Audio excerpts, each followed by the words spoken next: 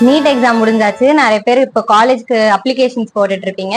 So first year MBBS expectations versus reality பாத்துடலாமா?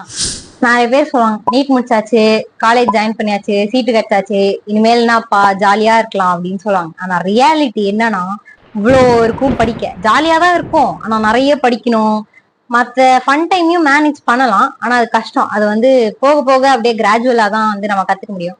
So எடுத்தோடனே கண்டிப்பா ஜாலியா இருக்காது, நிறைய படிக்கிற மாதிரி இருக்கும். போக போக ரெண்டாவது வந்து அப்படியே டைம் டேபிள் எல்லாம் போட்டு ரிவிஷன் பண்ணி அப்படியே மாசா பண்ணலாம் அப்படின்னு நிறைய பேர் நினைப்பாங்க. நான் நினைச்சேன். ஆனா ரியாலிட்டி என்னன்னா ஒன்னும் நடக்காதுங்க. ஒரு எக்ஸாமுக்கு ப்ரிப்பேர் பண்ணுவீங்க, அந்த எக்ஸாம் முடிக்கிறதுக்குள்ள இன்னொரு எக்ஸாம் வரும், அந்த எக்ஸாம் முடிக்கிறதுக்குள்ள ப்ராக்டிக்கல் வரும், அப்படியே ஒண்ணு ஒன்னா வந்துகிட்டே இருக்கும். இந்த எக்ஸாம் முடிச்சுட்டு அந்த எக்ஸாமுக்காக படிக்காதீங்க அப்படின்னு சொல்லுவாங்க. அது ஸ்டார்டிங்ல வேணா இருக்கலாம், ஆனா போக போக எக்ஸாமுக்கு மட்டும்தான் படிக்கிற மாதிரி இருக்கும். தேர்ட் பாயிண்ட், இது வந்து நிறைய பொண்ணுங்களுக்கு வந்து தேவைப்படக்கூடிய விஷயம்.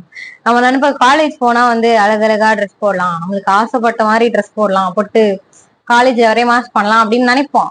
ஆனா இங்க வந்தாதான் தெரியும், இங்க வந்து லிமிடேஷன்ஸ் இருக்கு. நீங்க வந்து ட்ரெஸ் அலௌடே இவ்வளவுதான், அதுவும் இந்த மாதிரி போடணும், அப்படி போடணும், இப்படி போடணும்னு நிறைய இருக்கு. அந்த டாபிக் பத்தி உங்களுக்கு வீடியோ வேணும்னா லைக் பண்ணி கமெண்ட் போடுங்க, நான் அதை இன்னொரு வீடியோல சொல்றேன். இப்ப சொன்னா டைம் ஆயிடும். ஸோ ஃபர்ஸ்ட் இயர்ன்றது வந்து it is full of chaos, crying, கலைச்சிஃபைங் எல்லாமே இருக்கும். ரொம்ப ஃபீல் பண்ணுவோம், அட் த சேம் டைம் ஹாப்பியாவும் இருக்கும். So at the end of the day எல்லாரும் ஹாப்பி. ஸோ இதோட பார்ட் 2 வேணும்னா கமெண்ட்ஸ்ல போடுங்க, நான் சில மோர் டாபிக்ஸ் வந்து கவர் பண்ணி வீடியோ போடுறேன்.